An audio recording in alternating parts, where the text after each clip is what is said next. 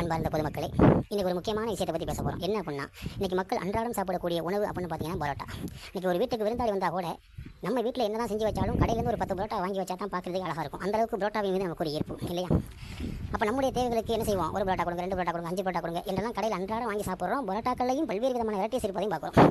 ஆனால் இப்படி சாப்பிடக்கூடிய அந்த பரோட்டாவை உருவாக்கி தரக்கூடிய மாஸ்டர், இந்த பரோட்டாவை எவ்வளோ சிரமப்பட்டு கஷ்டப்பட்டு எவ்வளோ வேலைகளை செஞ்சு உங்களுக்கு இந்த ஒரு பரோட்டாவை உருவாக்கி தருகிறார்கள் என்பதை அந்த பரோட்டா மாஸ்டர் படக்கூடிய கஷ்டங்களை அறிந்து கொள்வதற்காகத்தான் இந்த ஒரு வீடியோவை நம்ம போட போகிறோம். அனைவரும் பார்த்து அந்த பரோட்டா மாஸ்டர்கள் படக்கூடிய கஷ்டங்களை அறிந்து கொள்ளுங்கள். சரியா?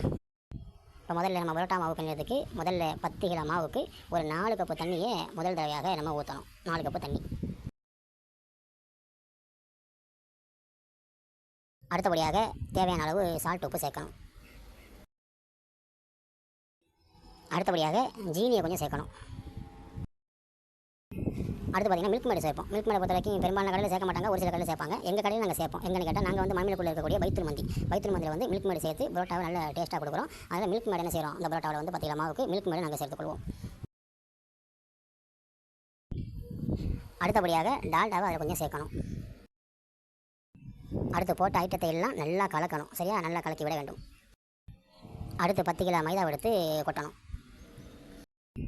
அடுத்து தண்ணியில் கொட்டின மாவை நல்லா பிசையணும். நல்லா பிசையணும். எந்த அளவுக்குன்னு சொன்னால் நல்லா கலந்து நல்லா எல்லா பக்கமும் நல்லா பிசைஞ்சு போட்டு நல்லா குத்தணும். எந்த அளவுக்கு குத்தணும்னு கேட்டால், நாங்கள் அந்த பரோட்டா மாவை குத்துக்கு பதிலாக ஒரு குத்துச்சண்டை போட்டியில் போய் கலந்து கொண்டு எதிர்த்தரப்பில் வரக்கூடிய குத்திருந்தா கூட ஒரு 10 பிளாக் பெல்ட் கூட வாங்கிட்டு வந்திருக்காங்க. அந்தளவுக்கு என்ன செய்கிறோம்? கடுமையான முறை மாவை போட்டு குத்த வேண்டிய நிலைமைக்கு நாங்கள் தள்ள போகிறோம். இது சாதாரண வேலை கிடையாது.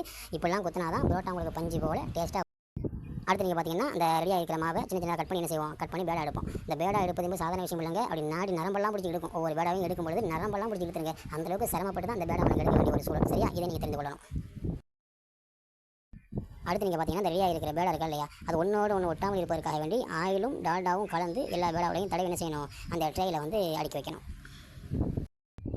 அடுத்து நீங்கள் பார்த்தீங்கன்னா பேடா ரெடி ஆகிடுச்சு. இப்போ இதை கொண்டு போய் கல்லில் வச்சு பரோட்டாவாக போட்டு எடுக்க போகிறோம். சரியா? வாங்க கல்லுக்கு போகலாம்.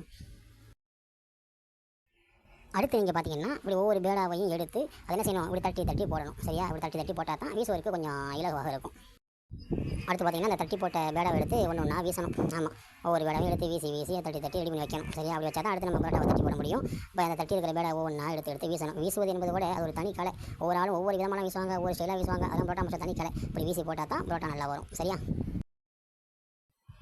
அடுத்தபடியாக இப்படி ஒவ்வொரு வீசி வச்சிருக்கிற ஒவ்வொரு பேடாவையும் திரும்ப என்ன செய்யணும்? தட்டி என்ன பண்ணணும்? கல்லில் ஏற்றணும். சரி, அப்போ தான் பரோட்டா உருவாகும். அப்படி கல்லில் ஏற்றக்கூடிய வேலையை அடுத்து நாங்கள் செய்யணும். அடுத்து நீங்கள் பார்த்தீங்கன்னா ஆயில் என்ன பண்ணணும்? பரோட்டா மேலே எல்லா பரோட்டா மேலேயும் அப்படி மலைச்சாரல் மேலே தூவி விடணும் ஆயில். இப்போ பார்த்தீங்கன்னா இந்த பரோட்டாவை எவ்வளோ சிரமப்பட்டு கஷ்டப்பட்டு உங்களுக்கு உருவாக்கி தரோம். அதாவது கல்லேருந்து எடுத்து அதை அடித்து பஞ்சு போல் அடிக்கிறோம். எந்த அளவுக்குன்னு சொன்னால் நம்ம வீட்டில் இருக்கிற இளவம் பஞ்சு கூட தோற்று போயிடும். அந்த அளவுக்கு பஞ்சு போல் அடித்து கொடுத்து தரோம். நான் கடைக்கு வர கஷ்டமாக நீங்கள் கேட்குறீங்க, எப்பா பரோட்டா எவ்வளவு? 12 ரூபாங்க. என்னது 12 ரூபாயா? அப்போ எங்கள் ஊரில் அவ்வளோ விலையிலையப்பா என்று கேட்குறீங்க. தயவு செஞ்சு நீங்கள் அப்படி கேட்காதீங்க. இந்த பரோட்டாவை உருவாக்கி தருவதற்கு இந்த மாஸ்டர் படக்கூடிய கஷ்டங்கள் எல்லாம் இந்த வீடியோவில் பார்த்துருவீங்க. இனிமேல் கடைக்கு போனால் 5 பரோட்டா கொடுங்க, 10 பரோட்டா கொடுங்க என்று கேட்டு வாங்கிட்டு போய் குடும்பத்தோடு மகிழ்வோடு சாப்பிட வேண்டும் என்று நாங்கள் கேட்டுக்கொள்கிறோம். எங்களுடைய அந்த பரோட்டா மாஸ்டர் படக்கூடிய கஷ்டங்களை நீங்கள் அறிந்து கொள்ள வேண்டும் என்பதற்காகத்தான் இந்த வீடியோவை உங்களுக்கு முன்னாடி சமர்ப்பிக்கிறோம். அனைவரும் பார்த்துக் கொள்ளுங்கள். நன்றி.